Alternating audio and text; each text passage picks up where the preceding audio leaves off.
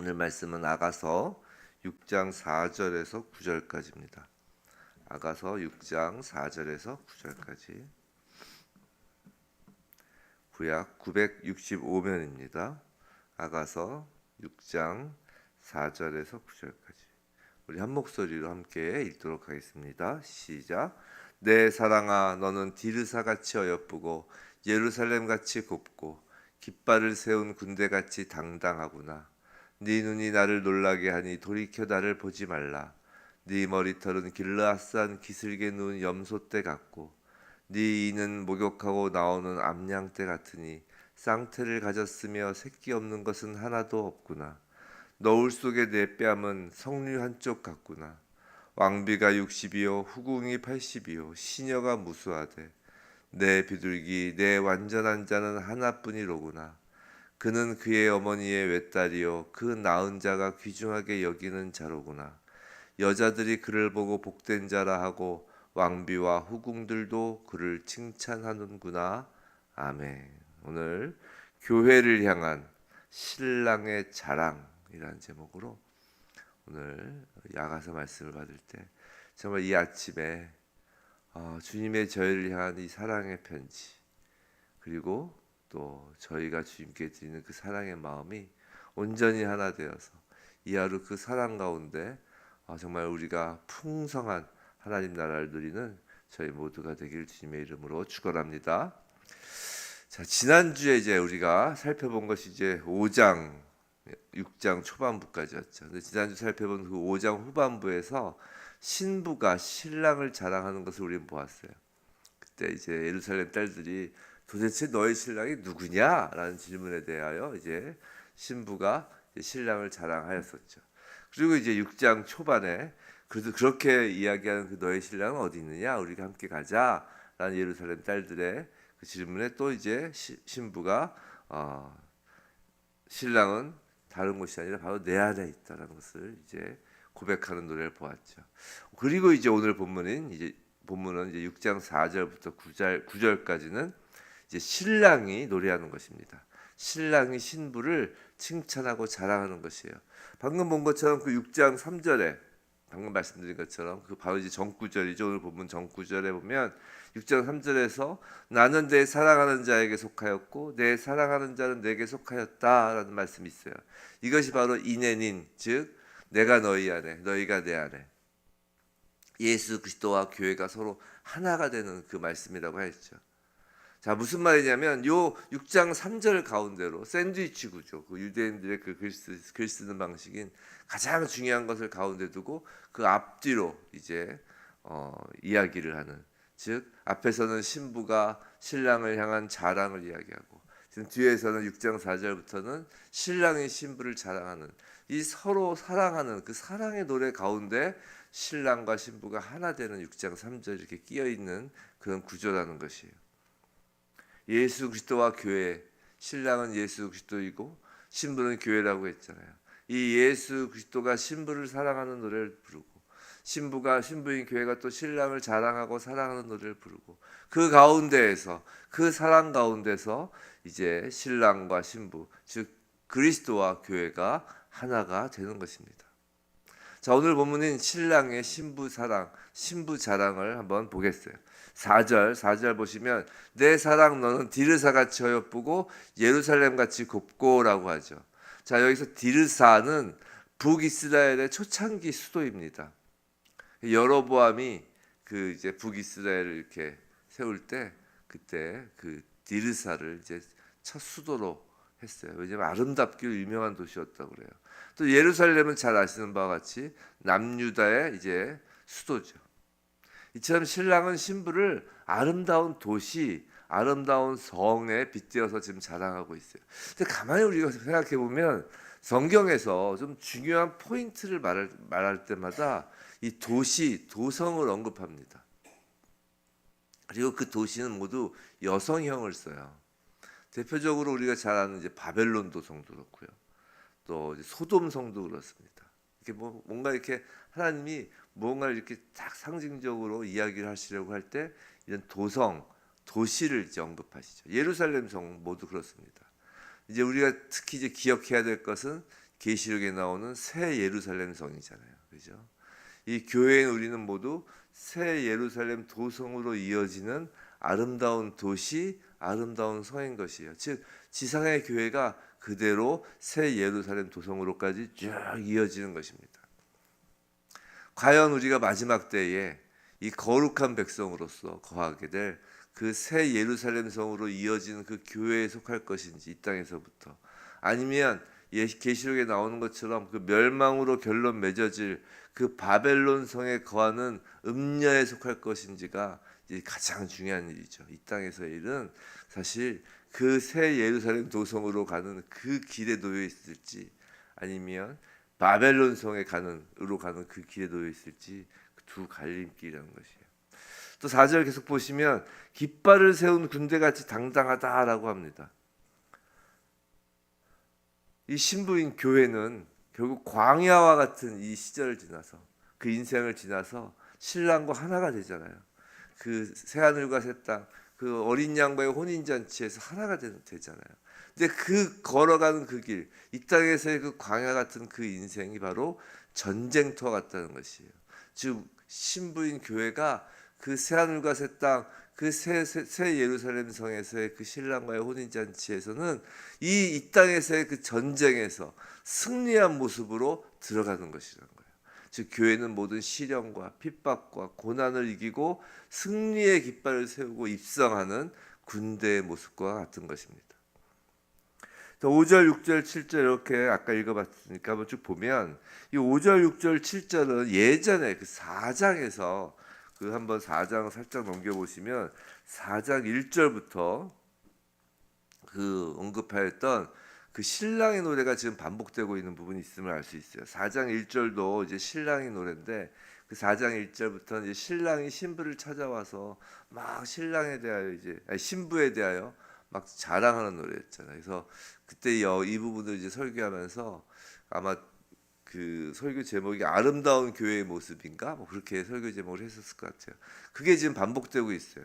그래서 오늘 보면 5절은 4장 1절하고 이제 겹치죠. 그 머리털이 나오고 길르앗살이 나와요. 그 오늘 그 5절 그 후반부를 보면 내 머리털은 길르앗산 기슭에 누운 염소떼 같고, 앞에 4장을 넘어가시면 4장의 후반부에 내 머리털은 길르앗산 기슭에 누운 염소떼 같고, 이렇게 반복되는 부분이 있어요. 그래서 이제 오늘 보면 5절은 그때 이제 4장 1절에서 봤던 그것을 이제 기억하시면 되는데, 기억은 잘 안 나시겠지만 다시 말씀드리면 이 5절에서 머리털을 염소떼에 비유하는 이 표현은 그 머리털이 헌신, 순종을 의미한다고 했잖아요. 그래서 그 나실인에 대해 그때 한번 말씀을 드렸어요. 즉 헌신, 훈종을 의미하는데 염소는 또 어떤 것을 상징한다고 그랬죠? 굳센 기계를 상징한다고 그랬어요. 즉 앞장서서 앞에서 절대 물러서지 않는 굳센 기계를 가지고 주님께 헌신하고 순종하는 교회의 모습이라고 했습니다. 또 6절 보시면 여기서 또 이가 나오죠. 또 앞에 4장에서도 또 똑같이 이가 나와요. 그래서 이는 건강함을 상징한다고 그랬어요. 그래서 건강한 교회는 씻는다고 그러잖아요. 목욕하고 나온다고 했잖아요. 이게 늘 회개하고 또 질서를 잃지 않는 교회. 즉 건강한 교회는 늘 회개하며 질서를 잃지 않는 교회라고 했습니다. 지금 신부를 이렇게 자랑하는 거예요. 또 신랑이 또 7절에 내 뺨은 석류 한 쪽 같구나. 이것도 이제 그때 말씀을 드렸어요. 이 뺨은 감정을 표현하는 것이라고 그랬어요. 그리고 석류는 이제 속을 이렇게 쫙 까면 붉은 것이 나오는 것이죠. 즉 이 표현은 얼굴에 썼던 가면을 우리가 쫙 벗고 주님 앞에 감출 것이 없는 얼굴로 나오는 솔직한 교회, 정직한 교회라고 했어요. 이 5절부터 7절까지는 그렇게 4장에서 이제 신랑의 노래가 반복되고 있는 부분인데, 근데 특별히 5절 전반부는 매우 독특한 표현을 하고 있어요. 그게 무엇이냐면 내 눈이 나를 놀라게 하니 돌이켜 나를 보지 말라라고 지금 번역이 돼 있어요. 근데 이건 번역이 좀 잘못되어 있는 것 같아요. 그래서 이 부분을 좀 이해하기 어렵게, 좀 갸웃하게 합니다.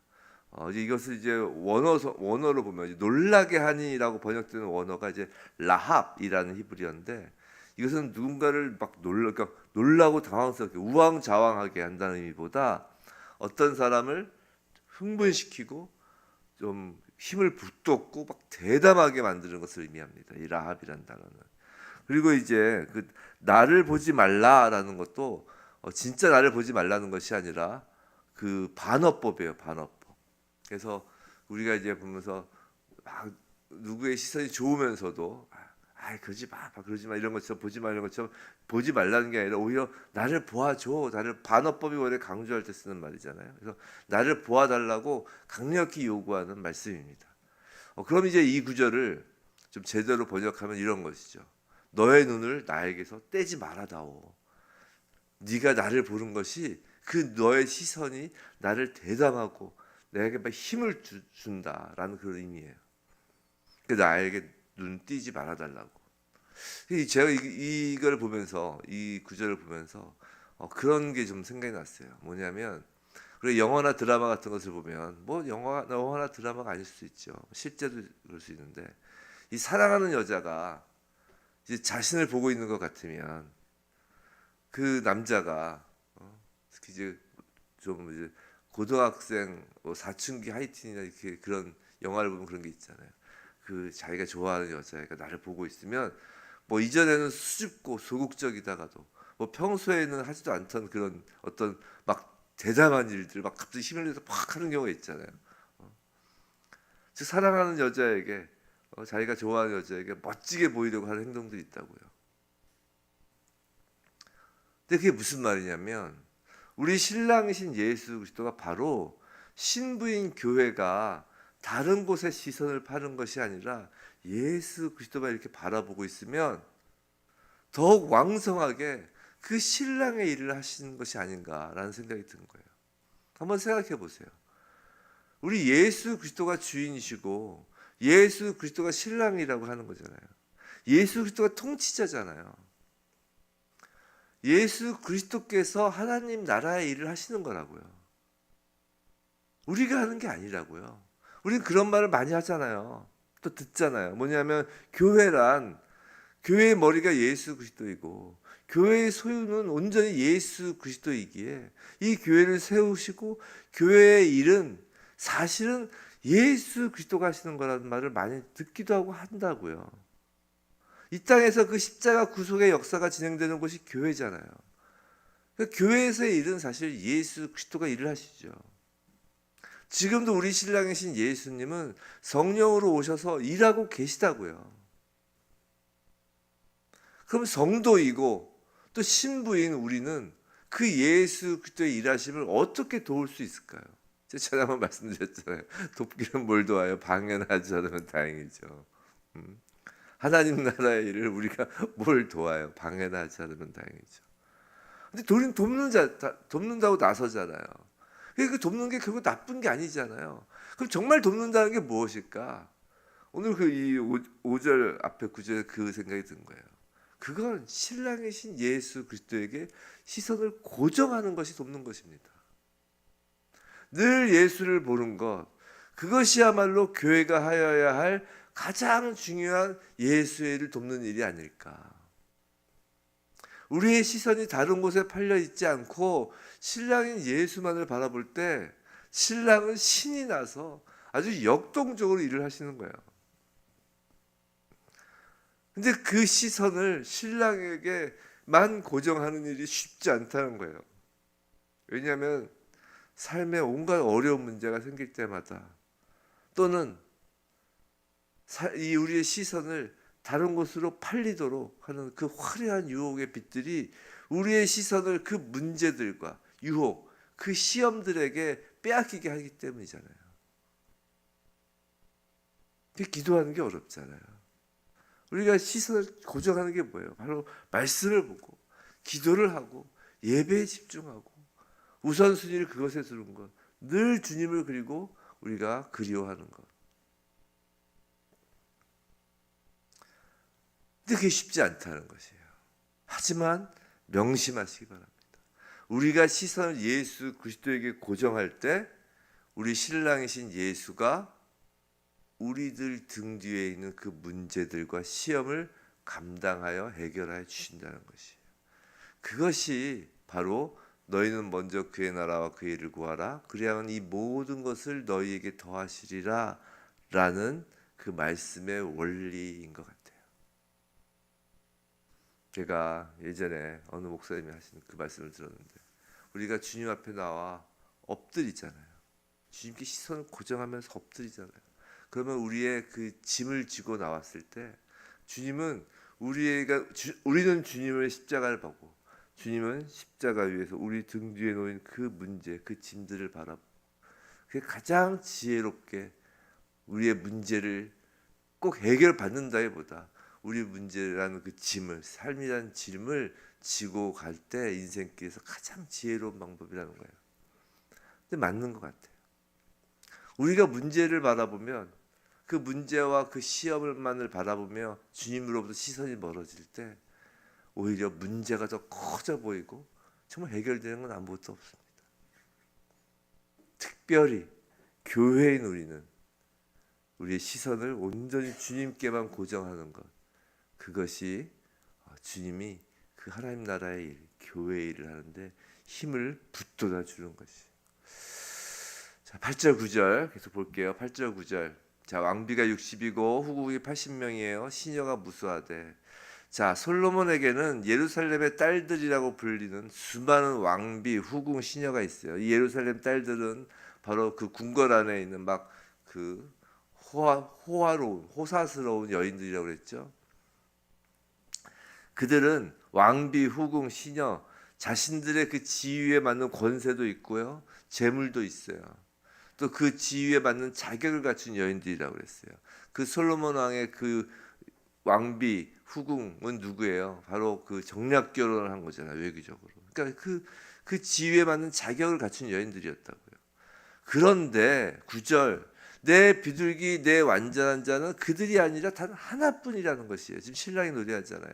솔로몬이 사랑하는 여인은 그 자격을 갖춘 여인들이 아니라 오직 검은 그 계달의 장막과도 같은 술람미 여인 단 한 여인밖에 없다는 것이에요. 내 비둘기 내 완전한 자는 하나뿐이라고 합니다. 그리고 그의 어머니의 외딸이라고 하죠. 즉 교회는 모두가, 교회라는 것은 여인의 후손에서 난 자인데, 교회가 어머니의 외딸이라는 표현은 마치 예수 그리스도가 하나님 아버지의 독생자라는 표현과 대칭이 되는 것이에요. 우리가 아담에서, 그러니까 남자에서 여자를 창조하신 그 장면을 기억해 보시면, 창세기에서 하나님께서 사람의 그 아담을 재우시고, 사실 재웠다는 건 이제 원래 성경에서 자다라는 건 죽는다라는 표현이잖아요. 그러니까 아담을 이제 죽이신 거예요. 그러니까 우리 표현으로 하면 재우시고 거기서 갈비뼈를 취하시죠. 그것이 다 이제 예수 그리스도의 십자가를 예표한다고 그랬잖아요. 예수 그리스도가 십자가에서 물과 피를 옆구리에서 쏟아내시며 십자가에 달려 돌아가시잖아요. 아담을 재우시고 그 옆구리에서 갈비뼈를 뽑아서 이제 그 아담의 그 여자를 만들죠. 제가 하와라는 표현을 잘 안 쓰는 건, 하와는 죄 짓고 난 다음에 아담이 지어준 이름이에요. 사실 처음에는 남자와 여자로만 성경에서 표현되죠. 그 여자를 이제 하나님께서 그 갈비뼈를 취하셔서 이제 만드시고 나서, 그래서 어떻게 하세요? 그리고 하나님이 그 여자의 손을 잡고 다시 아담에게 데리고 가는 거예요. 이게 바로 그 결혼하는 거 아니에요. 그 아담과 하와가, 그 여자가. 그러니까 하나님이 아담에서 뽑아낸 것을 다시 아담의 속으로 집어넣는 거라고요. 이게 바로 교회예요. 예수 그리스도의 옆구리에서 교회를 뽑아내시고 그 교회를 다시 예수 그리스도의 손에 넣어주시는 거라고요. 안겨주시는 거라고요. 즉 하나님의 독생자 예수 그리스도와 여인의 후손의 외딸인 교회가 다시 하나가 되는 것이에요. 이게 참 신비죠. 그게 창세기부터 쫙 지금 통하는 거예요. 그래서 우리가 이제 그 예수님이 재림하실 때, 사실 지금 이 땅에서는 우리가 정혼 관계죠. 정혼 관계.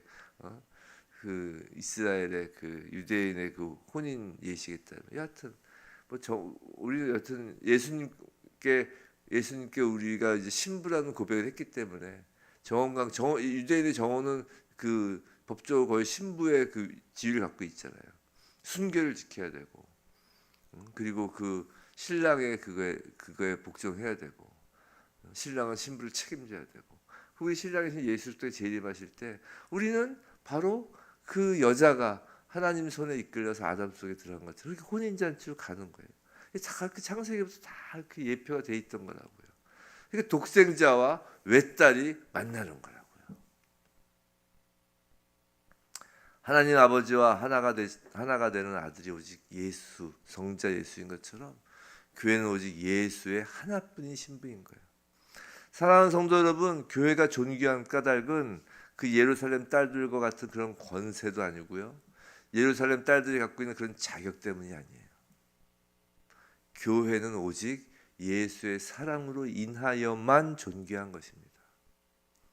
교회가 복된 것은 예수의 사랑을 받고 있어서요. 오늘 그 9절에서 그러잖아요. 여자들이 그를 보고 복된 자라. 그 복된 자인 이유는 예수의 사랑을 받고 있어서요. 그 게달의 장막과 같았던 그 술람비 여인이 그 궁전에서 살고 있는 왕비 귀부인보다 더 귀한 것이 무엇이 있겠어요? 그 사랑에 빠지면.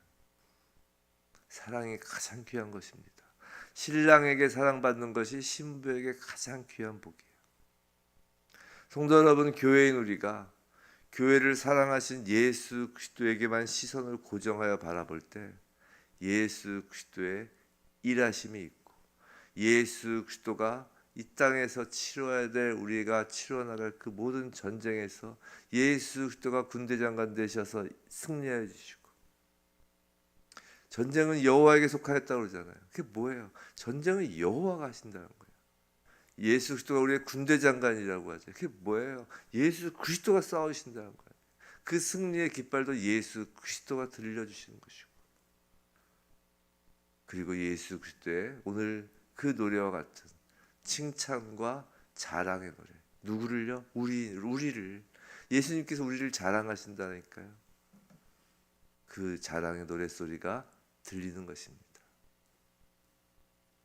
교회가 예수 그리스도를 바라보는 것이 아니라 세상을 바라보면 우리 신랑 예수 그리스도가 슬퍼하시는 거예요.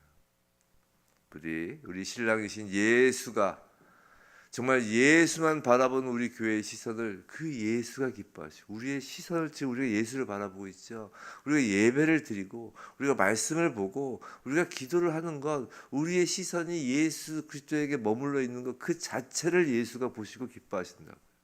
그렇게 예수가 기뻐하시고, 예수가 너무 기뻐서 날마다 신부인 우리를 자랑하고 그 칭찬하는 그 노래가 정말 하늘로부터 이 땅에, 이 세상에 널리 울려 퍼지길, 예수가 산지교회를 자랑하고 예수 그리스도가 소자교회를 자랑하고 예수 그리스도가 그 한국교회와 이 열방의 교회를 자랑하는 그 예수의 그 자랑소리가, 그 칭찬소리가 정말 하늘로부터 이 땅에 울려 퍼지길 주님의 이름으로 축원합니다.